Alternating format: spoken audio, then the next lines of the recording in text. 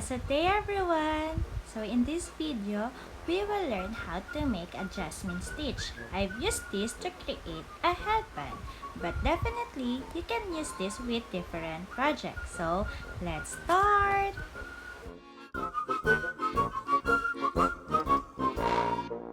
So from this project, I'll be using this yarn, okay, with this brand and a size 3 hook.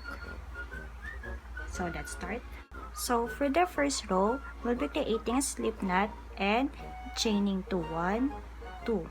Then we will be joining two double crochet together on the very first chain that we have created over here. Double crochet, do not pull through these 2 loops, but rather create an additional set of double crochet.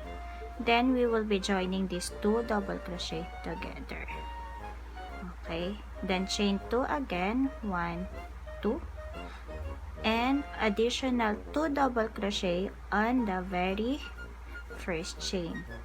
2 double crochet together over here and over here. So that's basically our first row.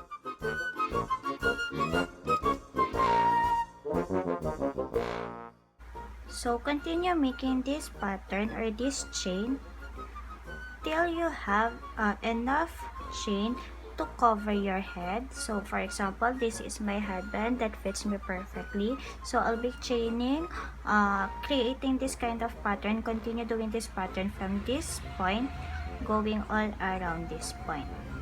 Okay?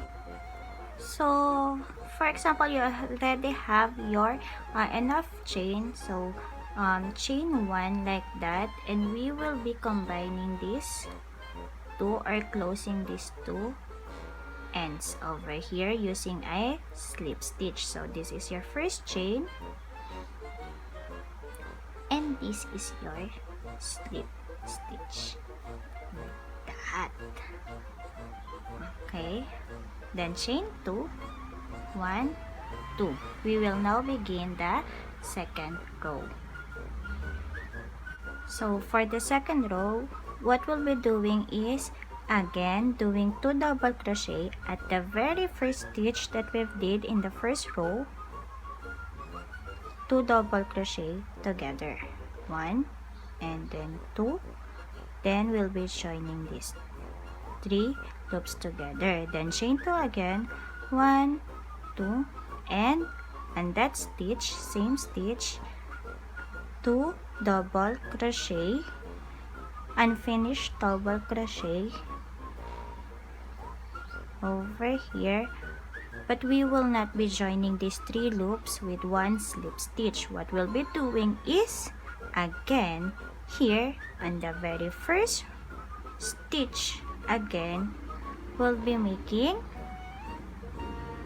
3 unfinished double crochet. So this is 1, this is 2, and this is 3. Okay, now we already have 6 loops, 3 from the first set and 3 from the second set. Okay, next we'll not still be joining them together, rather what we'll be doing is on the next stitch, open stitch over here, additional 3 unfinished double crochet. So we will be doing the same thing that we've did on the first set over here. So we've chained 2 on this first chain that we have created over here. When we've joined together the 9 loops, we'll be making 2 unfinished double crochet, 1, 2, but we will not be joining them together. However, this is the last stitch that we have a while ago where we did the last set. This is it. We'll be doing the first 3 unfinished double crochet, 1, 2, and then 3. There you go. we have already done with 2 sets. Okay, the next open stitch over here, 3 unfinished double crochet, 1, 2, and then 3. We have 9 loops. Okay, from chain 2 and to unfinished on this first set, our second set starts with the last stitch that we have on this first cluster over here, and our third set, okay, starts with the chain cluster after this one. Then we will be combining it here and make our cluster. Then chain 1 and 2. Okay, I'll be showing you one last time the pattern for the second row. So we've chained 2, then 2 unfinished double crochet. Okay, on the chain over here, last set on the second part stitch or cluster, we'll be doing our second 3 at second set, or the 3 unfinished double crochet, 1, 2, and then 3. Okay, then again the stitch after that over here, we'll be making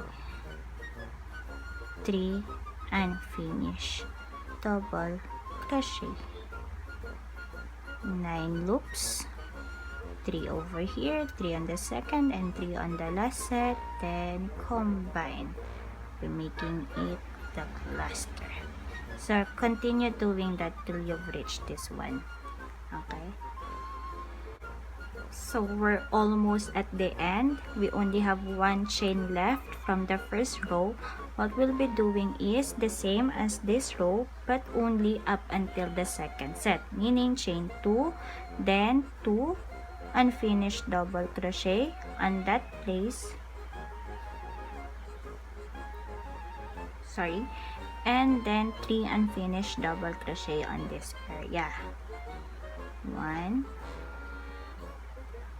2, and then 3. Then instead of join them together, chain 1, then remember the first thing that we've did over here, this will be the third set for this last stitch. So from this point, okay, your first chain 1 a while ago, you will be making a slip stitch, okay, to close the second row. Now you are done with the second row. Okay, so for the third row, we'll be doing the same thing as we did on the second row, meaning chain 2. Okay, then at the very first stitch, 2 unfinished double crochet. Okay, then join them together, then chain 2 again. So for the very start of the row, we'll be doing this extra stitch. Okay, then 2 additional double crochet over here, 2, then this stitch, very first stitch where you did this set, create 3 unfinished double crochet. Okay, then you've already know, you've seen that. So this is one set, then you'll see this opening, that's where you're gonna be making the second set of 3 unfinished double crochet, and that will be the third set of that row. You already have 9, okay, or 3 sets. Join them together. 1, 2. So I hope you're getting the pattern. 2 unfinished. Okay, the last stitch over here, this is your last stitch. Create 3 unfinished. Next stitch over here, create additional 3 and finish. So continue making that one, and I'll be showing you again how to do the last row, the last set for this row. So we will be on the last stitch now over here. Okay, are you ready na? So create chain 2. I have already chain 1, just chain 2, 2 and finish double crochet over here, then 3 and finish double crochet on the next one,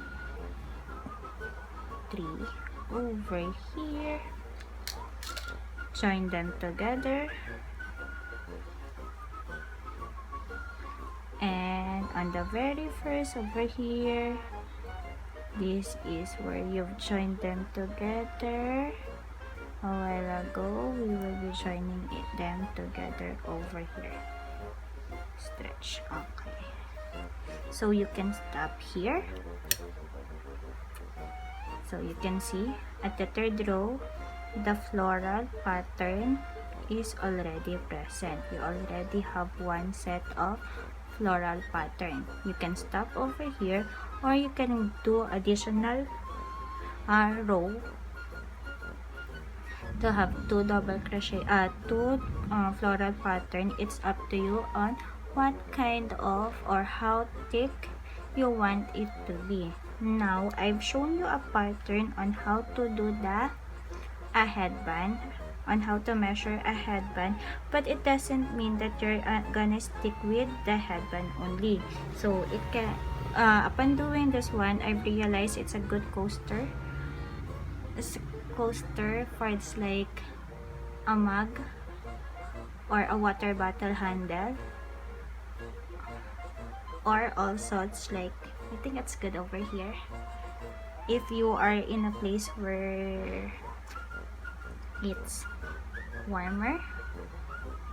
I don't know, it's up to you on which or on how you're gonna be creating this one. Now I'm still collecting headband. I'm enjoying how to make a headband, so I'll be staying with a headband like this one.